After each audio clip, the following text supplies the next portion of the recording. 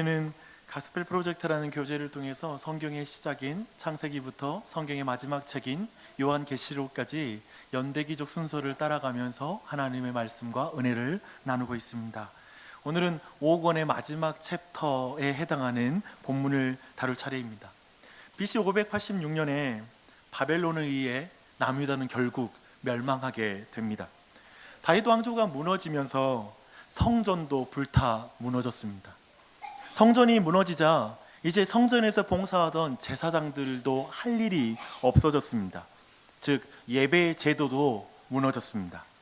고국이 사라지고 그리고 수도가 파괴되었고요. 하나님의 임재를 상징하는 성전과 그리고 예배 제도도 무너졌습니다. 그래서 결국 다윗 왕조도 무너졌고요. 제사 제도도 무너질 때 사실은 유다 백성들의 마음도 무너졌습니다. 그리고 그들의 신앙도 무너졌습니다. 포로로 끌려간 초기 유다 백성들의 그 영적인 상태가 어땠을지 한번 상상해 보십시오. 충분히 우리는 상상할 수 있을 것입니다. 그 암담함과 황폐함 그리고 그 두려움이 그들을 압도했을 것입니다. 그들은 그 자리에서 절망을 하게 되었을 것입니다. 감사하게도 유다 백성들의 그 당시의 영적인 상태를 포로로 끌려간 제사장 출신 에스겔에게 하나님께서 환상을 통해 알려주십니다. 여러분, 에스겔을 생각하면 어떤 환상이 가장 먼저 떠오르십니까? 아마 여러분은 확신하는데요, 오늘 이 본문, 이 마른 뼈가 가득한 골짜기 환상이 먼저 떠오를 것입니다. 그리고 이 본문에 이어지는 이제 두 개의 막대기를 잇는 그런 환상이 떠올릴 것입니다. 그리고 내가 더욱 확신하는 게 있는데요, 그 외의 환상은 여러분 기억이 나지 않을 것입니다.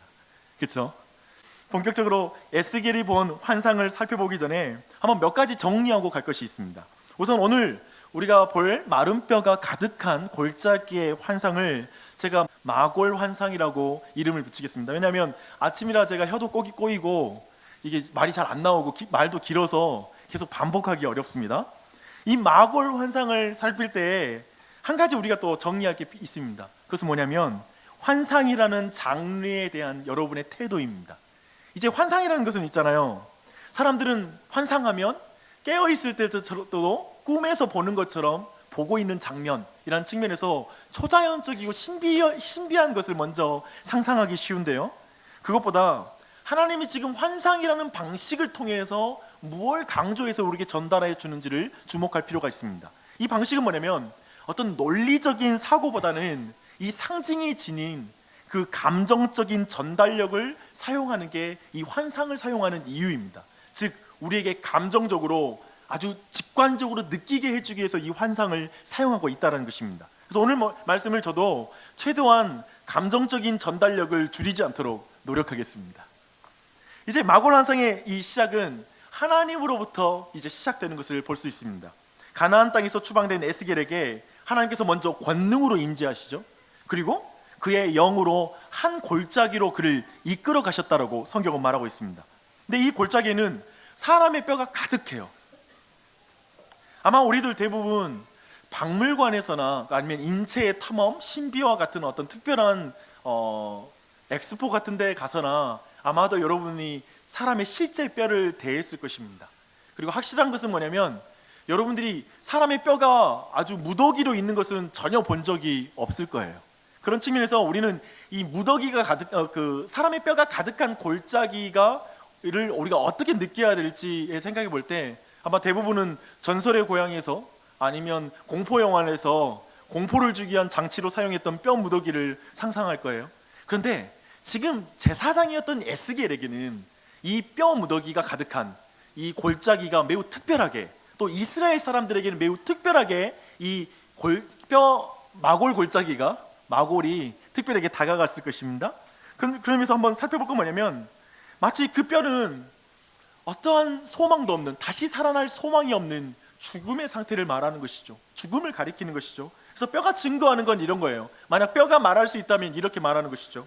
나는 예전에 당신처럼 살아있던 사람이었어. 하지만 난 오래전에 죽어서 피부와 살 그리고 혈관까지 다 녹아져 없어졌어. 결국 이 뼈도 녹아질 것이요. 마치 이렇게 말하는 게 뼈가 상징하는 것이죠. 즉 이 뼈는 바로 죽음을 가리킵니다.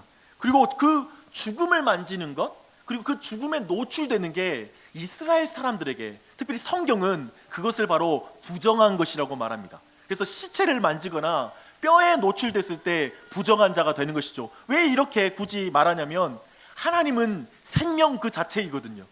그래서 모든 죽음을 상징하는 것들은 이스라엘에게 성경에는 부정한 것으로 말하고 있습니다.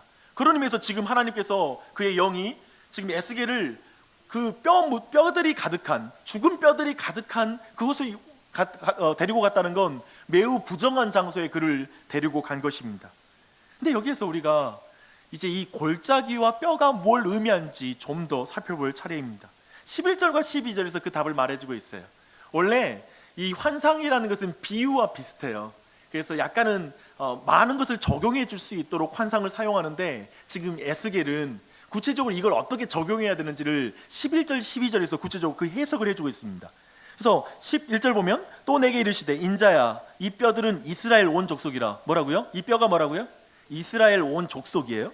그렇죠? 그들이 이르기를 우리의 뼈들이 말랐고 우리의 소망이 없어졌으니 우리는 다 멸절되었다 하느니라.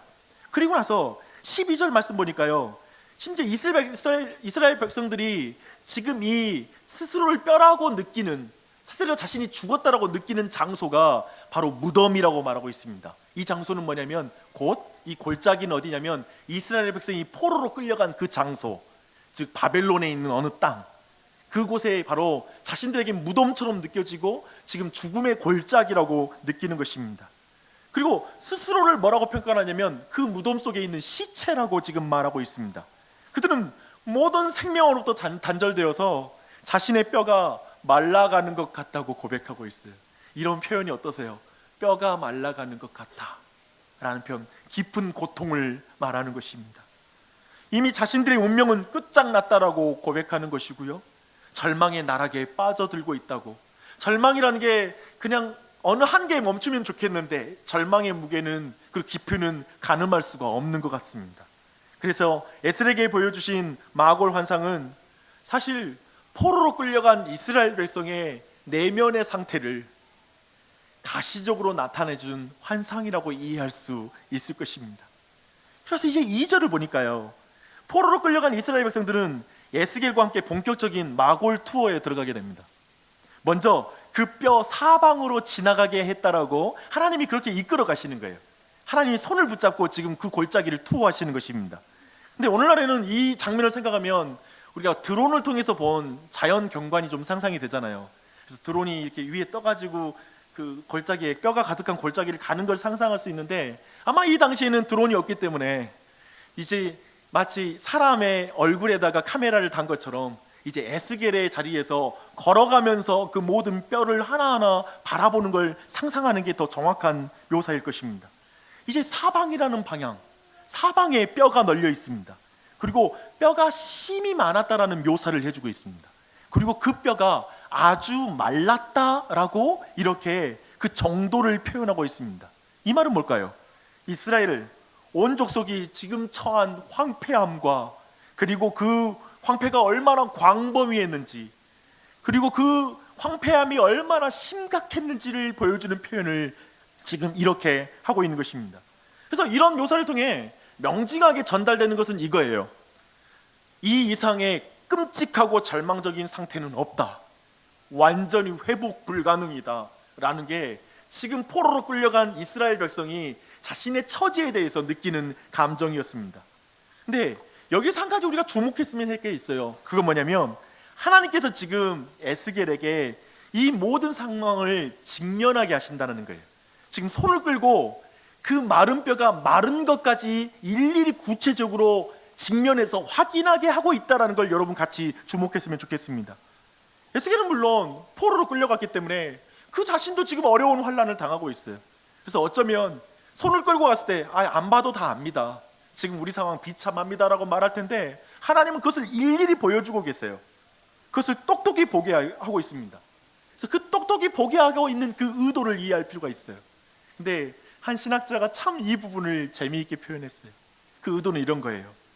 근접한 죽음이 아니라 완전한 죽음을 확인시키는 것이다. 지금 그 마른 뼈는 지금 우리가 죽을 지경이 됐어, 우리는 지금 죽음에 가까웠어 라는 걸 확인시키는 게 아니라 너희들은 이미 죽었어, 너희들은 마른 뼈야, 소망이 없어 라는 걸 적나라하게 확인시키는 거예요. 당시에 스스로 살아있다라고, 어쩌면 그저 연명하면서 입에 풀칠하면서 나는 심판의 칼날을 피하고 있다라고 말하는 사람, 그래서 나는 살았다 하는 사람들에게 피해갈 수 없는 환상이에요. 그들의 손을 끄집고 가서 아니 너는 죽었어, 너는 마른 뼈야 라는 걸 확인시켜 주는 거예요. 조금은 피상적이고 그리고 육체적으로 생명을 이해하고 있는 사람들에게 분명하게 확인하는 거예요. 다들 우리는 그렇잖아요. 나 살았습니다. 아니 죽었다고 말하지 마십시오. 어쩌면 오늘 말씀 들을 때 여러분 대부분 마른 뼈라고 여러분을 지칭하는 거에 대해서 굉장히 기분이 상할 거예요. 아니 나 살았는데 왜 마른 뼈라고 그러세요? 나 지금 이렇게 살아있는데 내 육체의 젊음을 못 보십니까? 라고 말할 줄 모르겠어요. 근데 그런 의미가 아니에요. 차근차근 설명할게요. 생명을 주신 살아계신 하나님을 떠난 인생들에게 아무런 소망이 없음을 똑똑히 보라고 강조하는 거예요. 그 손을 잡고 봐라, 나를 떠난 인생의 상황은 이렇다, 마른 뼈와 같아 라는 걸 확인시켜 주는 것입니다. 그런데 인생을 그저 육체적으로 그리고 피상적으로 증명하는 본성은 우리 모든 사람이 공유한 속성이에요. 여러분도 똑같아요. 그런 영적인 상태를 여실히 보여주는 게 저는 요즘 TV 프로그램인 것 같아요. 여러분 아세요? 생각해보면 한때 요리 프로그램이 TV에 많은 비중을 차지했습니다. 그리고 이제 여행 프로그램들이 등장하기 시작했어요. 그리고 나서 어떤 트렌드가 형성이 되냐면요, 여행하면서 밥 먹는 트렌드가 형성되기 시작했죠. 그러다 보니까 좀 부족하잖아요. 여기에다가 인문학을 곁들이기 시작했어요. 인문학자들이 여행을 하면서 밥을 먹는 이야기, 이게 요즘의 큰 대세입니다. 큰 흐름이에요. 근데 그렇게 인생의 의미를 막 이렇게 식사하면서 인생의 의미를 막 나누다가 갑자기 답이 없는 인생을 만나게 되면 뭐라고 말하냐면 밥이나 먹자 그러면서 웃어서 돌러가요. 그런 장면을 많이 보죠. 그런 TV 프로그램에서. 저는 그런 프로그램을 참 좋아합니다. 굉장히 좋아요. 저는 굉장히 좋아하는 프로그램이에요. 그런데 한 가지는 분명한 것 같습니다. 그것이 인생의 진정한 문제인 죽음의 문제를 직면하고 있지는 않다는 것입니다. 그런 의미에서 우리 모두는 자신의 내면을 직시하는 것에 익숙하지 않은 문화에 살고 있습니다. 죽음이라는 것, 그리고 모든 인생이 도달할 수밖에 없는 마른 뼈와 같은 인생의 형편을 살피는 것에 대해서 그렇게 익숙하지가 않습니다. 특별히 우리 모두는 TV 프로그램도 그리고 어느 책의 가이드를 받아 인생의 문제에 직면하는 게 아니죠. 그런 의미에서 우리 모두는 인생의 진정한 실체를 하나님이 손을 잡고 갈 때에만 볼 수 있다는 것입니다. 저는 여러분에게 그런 은혜가 있길 바라요. 사실 기독교의 출발은 거기에 있어요. 하나님께서, 창조주께서 여러분의 손을 붙잡고 가서 여러분이 만나게 될, 결국 여러분이 어떻게 변하게 될 그 상황을 직시하게 해주는 것, 인간의 궁극적인 문제인 죽음을 직시하게 해주는 것, 그게 필요한 것입니다. 그래서 바울은 에베소 교인뿐만 아니라 우리 모두에게도 다음과 같이 말합니다. 너희의 허물과 죄로 죽었던 너희를 살리셨도다. 뭐라고요? 너희의 허물과 죄로 죽었던, 마른 뼈였던 너희를 다시 살렸다 라고 말하고 있습니다. 이렇게 말씀하는 게 무슨 의미입니까? 우리는 본성상 생명을 주시는 하나님으로부터 분리되어 있다는 것입니다. 성경이 말하는 죽음의 개념, 마른 뼈의 개념은 그것입니다. 지금 여러분이 살아있는데 여러분 마른 뼈다라고 말하는 그런 어떤 직선적인 의미가 아니라 근본적으로 여러분 모두가 하나님으로부터, 생명의 근원이신 하나님께로부터 분리되었다면 이미 여러분은 마른 뼈라고 성경은 말하고 있는 것입니다. 저는 이 부분을 아름다운 꽃다발과 비유하는 걸 굉장히 좋아합니다. 싱싱한 꽃다발을 보면 모든 사람들이 그 꽃에 매료됩니다. 그런데 정상적인 사람들은 그 꽃의 상태를 정확하게 알고 있죠. 그래서 이 꽃이 빨리 물에 들어가지 않으면 몇 시간 지나지 못해서 시들게 될 거란 걸 분명하게 알고 있습니다. 지금 누구도 지금의 생명력을 가지고 그 꽃에 살았다라고 말할 사람이 없어요. 그렇지 않죠? 그렇죠? 아마도 저는 보니까 또한 이 세상이 아름다울수록 그 죽음이라는 게 가장 어두우기도 한 것 같아요. 꽃처럼 아름답지만 그게 시들면, 물론 요즘은 전시하기도 한데요, 시들면 참 볼품없어지는 경우도 있잖아요. 그것처럼 사람 또한 그렇습니다. 근데 사람들은 스스로를 다르게 인식하죠. 지금의 젊음으로 영원히 살 것처럼 살아가는 게 인생입니다. 잘 생각해 보십시오. 우리는 어떤 이 먹이사슬과 같은 이 세상에서 다른 사람들보다 높은 어떤 지위에 올라가 있으면, 누구보다 높은 꼭대기에 올라가 있으면, 야, 이보다 인생에 더 좋을 수 없을 것이라고 평가합니다. 하지만 어떤 사람에겐 우리가 살고 있는 이 세상에서 어떠한 의미도 발견하지 못하는 사람 또한 있을 것입니다. 그리고 그 자리에서 절망하죠. 그러나 우리 모두는 객관적으로 볼 때 모두 죽은 자들입니다. 마른 뼈입니다. 어때요? 성경이 정의하고 있는 정의에 대해서 여러분은 받아들이십니까? 당신이 스스로 어떻게 느끼고 있건 그것과 상관없이 이 사실은 변함이 없습니다. 당신은 마른 뼈입니다. 사실 하나님은 우리 모두를 이 사실에 직면시키는 거예요. 좀 세게 말하면 죽음이라는 그 운명에, 그리고 어떠한 노력으로도 바꿀 수 없는 그 운명을 향해 우리 모두는 다가가고 있잖아요. 그리고 그 모든 것을 직면하게 할 뿐만 아니라 그 자리에서 우리 모두를 절망하게 만들어요. 그게 성경의 가르침이에요. 기독교는 독특하지요. 그리고 거기에서 뭔가의 길을 내는 거예요. 그리고 하나님은 그 자리에서 바로 에스겔과 우리 모두에게 이 질문을 하세요. 굉장히 중요한 질문입니다. 이 질문 들어보십시오. 인자야, 이 뼈들이 능히 살 수 있겠느냐? 인자야, 이 뼈들이 능히 살 수 있겠느냐? 지금 질문을 지금의 문맥에 한번 연결해 보십시오. 하나님 지금까지 회복 불가능한 이스라엘의 상태를 그대로 보여주셨어요. 직시하게 해주셨어요. 자세히 보게 하셨어요. 그래서 이 질문은 사실 매우 허황된 질문 아니에요? 도저히 사살할 수 없는 그 뼈다귀에게 야, 이 뼈들이 다시 살 수 있겠어? 라는 질문은 말도 안 되는 질문입니다. 19세기에 영국에서 목회자로 활동했고, 그리고 설교의 황제라고 불리는 찰스 스펄전 목사님이 이 부분에 대해서 이렇게 말했습니다. 이 뼈들이 능히 살 수 있겠느냐 하고 침통한 질문이 던져질 때 이 환상은 교회 안에서의 미지근함과 영적 무기력 상태를 묘사한 것으로 여겨질 수 있다. 미지근함과 영적 무기력증, 우리 안에 있는, 교회 안에 있는. 지금 포로기에 들어간 이스라엘 백성은 앞에서 살펴본 것처럼 이렇게 말하는 거예요. 우리는 다 끝났어. 하나님은 우리를 버리신 게 틀림없어. 이제 하나님은 우리와 약속을 다 잊어버리셨을 거야. 이제 우리와 하나님은 함께하지 않으셔. 무덤과 같고 죽음의 골짜기와 같은 이곳에서 우리 모두는 죽을걸?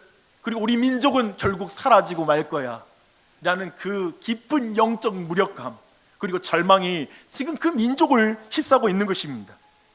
그들에게 하나님이 질문하는 거예요. 그런 그들에게 질문하는 거예요. 인자야, 이 뼈들이 능히 살 수 있겠느냐?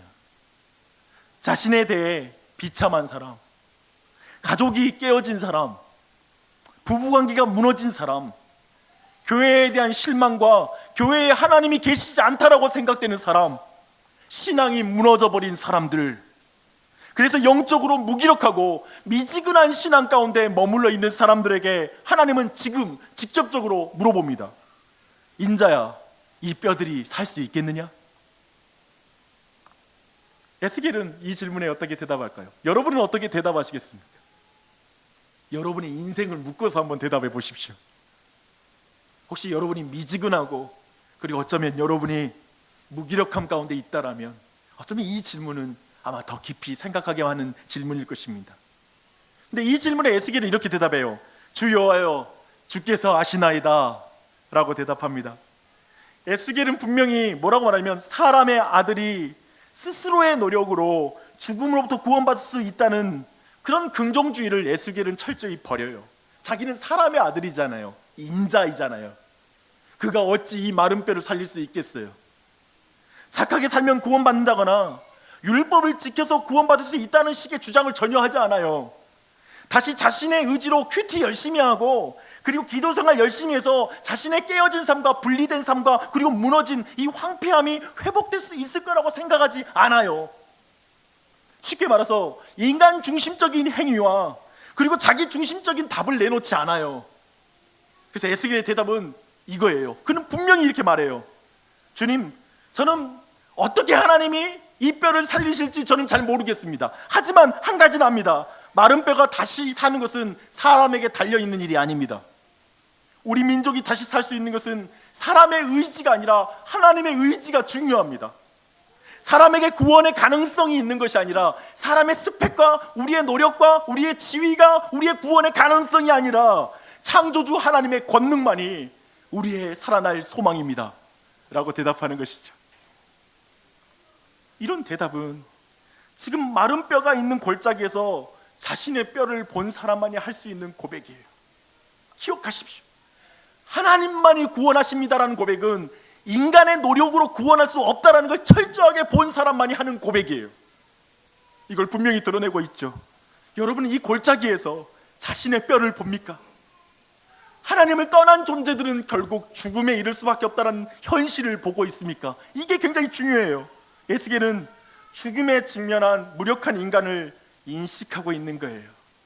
그리고 신비로운 하나님의 권능을 존중하는 것입니다. 그래서 이렇게 말해요. 주 여호와여, 주께서 아시나이다. 에스겔은 하나님을 믿는 믿음이 있었기에 이제 마른 뼈라는 뼈에게 대언하라고 하는 하나님의 명령에 순종해요. 이거 믿지 않고는 순종하지 못하겠죠. 마른 뼈에게 살아나라, 생기야, 들어가라는 말을 어떻게 할 수 있겠어요? 하지만 에스겔은 하나님을 믿는 것입니다. 그리고 그 일을 대언합니다. 이제 하나님은 마른 뼈를 살리신 일들을 이제 행하세요. 그런데 우리가 주목할 것은 지금 그 이후에 모든 말씀의 기록들이 천지창조와 사람을 창조하실 때 그 이미지와 연결이 된다는 거예요. 그래서 이것을 우리는 재창조의 사역이다라고 말할 수 있습니다. 먼저 명령하시는 말씀으로 마른 뼈들을 살아나게 하시잖아요. 그러나 태초에 창세기에는 뭐가 나오죠? 아무것도 없는 데에서 모든 보이는 것을 하나님의 말씀으로 창조하시죠. 그죠? 그리고 또한 마른 뼈가 살아나는데, 그렇기 때문에 유일한 건 하나님의 말씀으로 그 뼈가 다시 살아나는 거예요. 그리고 마른 뼈에 혈관과 살, 피부를 입히실 때 여전히 부족한 것이 있다고 말해요. 그래서 하나님은 그 뼈들을 향해 이렇게 말해요. 내가 생기를 너희에게 들어가게 하리니 너희가 살아나리라. 지금 이 생기에 대한 강조를 하고 있는데요, 결정적으로 뼈들이 살아나는 것을 재창조로 볼 수 있다고 말했어요. 근데 그 증거가 6절에 있습니다. 너희 위에 힘줄을 두고 살을 입히고 가죽으로 덮고 너희 속에 생기를 넣으리니 너희가 살아나리라. 여기서 생기를 넣으리니가 나파흐라는 히브리어 동사인데요, 이게 창세기 2장 7절에 사용된 그 동사와 동일합니다. 여호와 하나님이 땅의 흙으로 사람을 지으시고 생기를 그 코에 불어넣으시니 사람이 생명이 되니라. 여기서 불어넣으시니 또한 나파흐입니다. 그러니까 지금 이 장면을 의도적으로 에스겔은 지금 창세기에서 있었던 창조의 기사와 연결시키는 것입니다. 그리고 이것을 우리는 재창조라고 충분히 부를 수 있는 것이죠. 그런데 이 재창조에서 좀 다른 게 있어요. 첫 창조에서는 아무것도 없을 때 만든 모든 것을 창조하셨거나 아니면 죄가 없는 피조물을 향해 명령하여 창조를 이루시잖아요. 근데 이때까지는 분명하게 확인할 건 죄가 없는 상태예요. 근데 그때 이 세상에 죄도 죽음도 없었다는 걸 기억할 필요가 있습니다. 그러나 이제 이 재창조에서는 하나님이 마른 뼈를 향해서 명령하십니다. 마른 뼈를 향해. 죽은 자에게 하나님이 말씀하세요. 죽은 자가 어떻게 하나님 말씀을 들어요? 그런데 하나님은 그 죽은 자에게 말씀하십니다. 이것이 너무나 큰 차이점입니다. 우리는 이 환생이 어떻게 전개되는지 그 이후의 이야기를 잘 알고 있습니다. 아까 우리가 읽었습니다. 하나님은 마른 뼈에게 명령하셨고 뼈와 뼈가 하나도 잃어버리지 않고 제자리에 딱딱딱 소리를 내며 맞아 들어가는 걸 보게 됩니다. 모든 사람이 조금도 잃어볼 것이 없이 완전하게 하나님의 형상을, 태초의 모습을 완벽하게 회복해요. 부족함이 없이, 빠짐이 없이, 그 모든 흠 없이 하나님 앞에 보존돼요. 혈관과 살과 피부가 덮어 온전히 회복됩니다. 또한 생기가 그 안에 들어가요. 그러자 그가 하나님의 군대가 되었다라고 오늘 말씀을 말하고 있습니다. 이 모든 것은 참으로 모든 무에서 모든 유를 창조하신 하나님의 권능을 우리 모두에게 드러내고 있습니다. 이 권능은 모든 무덤을 깨뜨리는 권능이고요, 모든 죽음을 깨뜨리는 권능이고요, 모든 죄를 깨뜨리는 권능이라는 의미에서 태초의 권능과 다른 은혜로운 성격을 가진 권능입니다. 그 권능이 임한 것이죠. 곧 이것은 부활의 권능입니다. 죽음을 통과한 권능입니다. 그리고 이 사실, 오늘 본문에 나타나는 이 뼈를 향해서 외쳐서 이 모든 회복이 일어나는 것은 하나님이 죽은 사람을 살리실 수 있단 말이야? 있는가? 라는 그런 하나님의 능력에 대한 질문을 넘어서는 거예요. 그분의 권능을 넘어서는 또 다른 면을 말하고 있어요. 그것보다 하나님은 이걸 말해요. 우리와 같이 패역한 자들을 하나님이 살리시기 원하시는가? 우리와 같이 패역한 자들을 하나님이 살리시기 원하시는가? 라는 그 문제, 그 질문을 하고 있습니다. 너무나 감사하게도 이 질문에 대한 성경의 대답은 예스입니다. 그렇다. 사도 바울은 골로새 교인들에게 다음과 같이 말했습니다. 또 너희의 범죄와 묵죄의 무할례로 죽었던 너희를, 마른 뼈였던 너희를 하나님이 그와 함께 살리시고 우리에게 모든 죄를 사하시고. 할렐루야. 마른 뼈와 같은 우리에게 하나님이 말씀하시는 은혜가 얼마나 큽니까? 죽었던 우리에게 하나님이 말씀해 주시는 게 얼마나 큰 은혜입니까? 사랑입니까? 권능입니까? 죽었던 우리를 하나님이 그리스도와 함께 살리시는 것입니다. 이 모든 걸 말하고 있습니다. 어떻게 살리실까요? 로마에 있는 교인들에게 사도 바울은 이렇게 말합니다. 우리가 아직 죄인 되었을 때, 우리가 아직 마른 뼈였을 때 그리스도께서 우리를 위하여 죽으심으로 하나님께서 우리에 대한 자기의 사랑을 확증하셨느니라. 저 골짜기에 마른 뼈가 누워있는 그 자리에 우리 구주 예수님이 누우셨습니다. 내가 누워있어야 될 그 자리에 예수님이 누우셨습니다. 이처럼 선명한 하나님의 사랑의 영상이 어디 있겠습니까? 아까 말했죠. 지금 이 환상은 매우 직관적으로 선명하게 우리에게 인간의 마른 뼈 자체가 우리의 죄악됨을 적나라하게 드러내는 묘사예요. 그것처럼 예수 그리스도의 십자가는 우리를 향한, 패역한 우리를 구원하기 위한 하나님의 사랑을 매우 적나라하게 분명하게 보여주는 확증입니다. 그걸 보여주고 있습니다. 왜 죄가 없으신 예수 그리스도가 저 죽음의 골짜기에 누워야 했습니까? 그것은 죄에 대한 하나님의 진노가 정당한 대가를 지불해야 됐기 때문에 그렇습니다.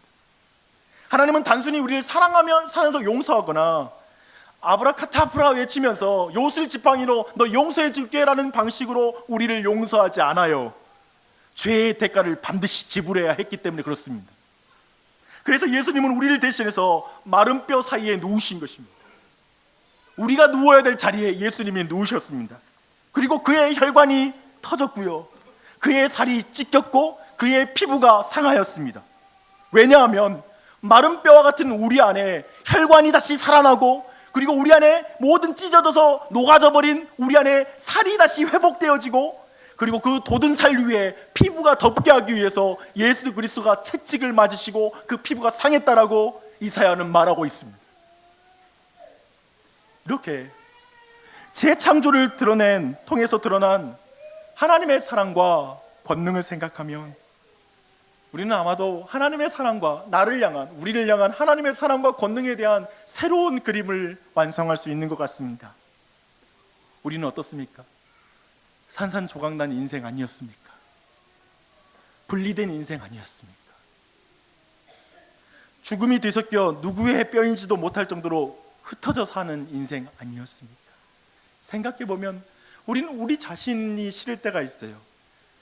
사랑하지 못한 나와 분리될 때가 있고요, 누군가를 품어주지 못한 나와 내 감정이 분리되어서 난 너가 너무 싫어, 난 다른 사람 품지 못한 너가 너무나 못마땅스럽고 믿음이 없는 너가 싫어라고 우리는 우리 자신을 소외시키며 분리되었던 존재가 아니었습니까? 그것뿐만 아니라 우리 모두가 주위에 있는 사람과 모든 갈등과 분리 가운데 살아가는 그런 사람 아닙니까? 깨어진 부부관계와 가정들을 보십시오. 교회는 어떻습니까? 교회마저 분열과 다툼 속에 생명보다는 죽음의 골짜기라는 인상을 주는 것이 교회가 아닙니까? 사람들의 힘으로 그 뼈들을 맞출 수 있겠습니까? 여러분의 힘과 지혜로 여러분의 인생의 조각들을 맞출 수 있겠습니까? 좀 더 분명하게 인생의 그 고통이라는 걸 여러분 직면하십시오. 다시 한번 여러분을 초대해요. 여러분의 인생이 도저히 풀지 못하는 죽음이라는 것을 직면하십시오. 어설프게 죽음을 보면 여러분은 기독교의 진리에 다다르지 못할 것입니다. 성경은 여러분에게 철저하게 여러분 앞에 놓인 죽음이라는 현실 앞에 직면하라고 말하고 있습니다. 그때가 가까이 오고 있다. 주님이 오실 날이 가까이 오고 있다. 여러분에게 그 현실에 맞닿으라고 말하고 있습니다. 곧 마른 뼈가 가득한 골짜기와 같은 인생을 직면하는 것은 우울한 일만은 아닐 것입니다. 자존심 상해할 필요도 없습니다. 그 자리에 모든 죄인, 그리고 그리스도인, 목사도 그 자리에 서 있습니다. 저도 제 죽음 앞에 서 있습니다. 내 현실을 겪고 부인하고 싶지 않습니다. 저도 죄인이라고 생각해요. 동성연애자만 죄인이 아니라 박 목사도 죄인입니다. 하나도 다를 것 없는 죄인입니다. 놀랍게도 하나님을 떠나 죽음의 비참함 속에 살아가는 인생들에게 봄이 찾아왔습니다. 생명의 주인이 찾아온 것입니다. 그리고 그들에게 모두 묻습니다. 지금 우리 모두에게 묻습니다. 인자야, 이 뼈들이 능히 살겠느냐? 너는 무엇으로부터 이 죽음으로부터 해방될 수 있겠느냐? 내 인생의 조각, 행복의 조각을 인자야 어떻게 하면 그걸 맞출 수 있겠느냐? 기쁨의 조각, 생명의 조각을 너는 어떻게 맞출 수 있겠느냐? 사람의 아들아, 인생아, 피조물아, 한번 대답해 봐라 라고 묻습니다. 이 질문을 여러분 들으십시오. 이 질문을 듣는 게 구원의 시작입니다. 이 말씀을 들어야 됩니다. 사랑하는 여러분, 뼈에 명품을 입혀놓아 살겠습니까? 명품 브랜드 집에 두면 그 뼈가 살아나겠습니까? 좋은 학위를 그 목에 걸어주면 그가 다시 살아날 수 있겠습니까? 이 뼈라는 말에 자존심 상해하지 마십시오. 당신은 지금 얼마나 생명력이 가득한지 저는 모릅니다. 그런데요, 죽음을 피할 수 없다는 건 저는 알고 있습니다. 그래서 이 질문, 인자야, 이 뼈들이 능히 살 수 있겠냐는 질문을 들을 때 우리 모두는 뭔가 대답을 가지고 있어야 됩니다. 그리고 알고 있어요. 여러분은 그것에 대한 답을 지금 살고 있습니다. 세상이 줄 거야, 승진이 줄 거야, 학위가 줄 거야, 뭔가가 내 인생을 더 행복하게 해줄 거고 내가 죽음을 피할 수 있는 길을 내줄 거야 하는 것처럼 그 가운데 여러분 모두 뭔가를 노력하고 살아갈 것입니다. 그런데 저는 여러분 모두에게 이 대답이 있기를 축복합니다. 에스겔에 있었던 대답, 주여, 내게는 살아날 소망이 없으나 오직 하나님이 말씀하시면 다시 살아날 줄 믿습니다. 깨끗하다 하시면 깨끗해질 것입니다. 용서하신다 하시면 용서받을 것입니다. 말씀이신 예수님이 고난과 대속의 죽음을 통해서만 나는 다시 살 줄 믿습니다. 내 헝클어진 인생, 내 쪼개진 인생, 회복할 수 없을 것이라고 생각했던 내 모든 인생, 난 너무 큰 죄인이라고 생각하며 포기했던 인생, 사람은 주님, 너무 죄인이어서 구원받지 못하는 게 아니라 자신이 의인이라고 생각할 때 구원받지 못하는 줄 믿습니다. 난 주님이 필요합니다. 그렇게 고백하는 자, 그런 내가 우리 모두에게 있길 바랍니다. 주님은 우리가 주여와여 주께서 하시나이다 라고 기도할 때 응답하십니다. 사실 예수님 당시에 한 밤에 그 당시에 모든 것을 가졌다라고 말할 수 있는 니고데모라는 사람이 라는 그 유대인 고위 관료가 예수님께 와서 거듭남에 대해서 물어봅니다. 즉 마른 뼈에서 어떻게 살아날 수 있는지를 물어본 거예요. 여기에 대한 대답을 예수님이 이렇게 말씀하십니다. 바람이 임의로 불매 내가 그 소리를 들어도 어디서 와서 어디로 가는지 알지 못하나니 성령으로 난 사람도 다 그러하니라. 성령으로, 참으로 주님을 의지하는 자에게 성령께서 역사하실 것입니다. 주의 성령만이 우리를 다시 살게 해주시는 권능이십니다. 그래서 우리 모두 안에 회복이 일어날 거예요. 그리고 그 권능으로 우리 모두는 하나님의 군대로 일어날 것입니다.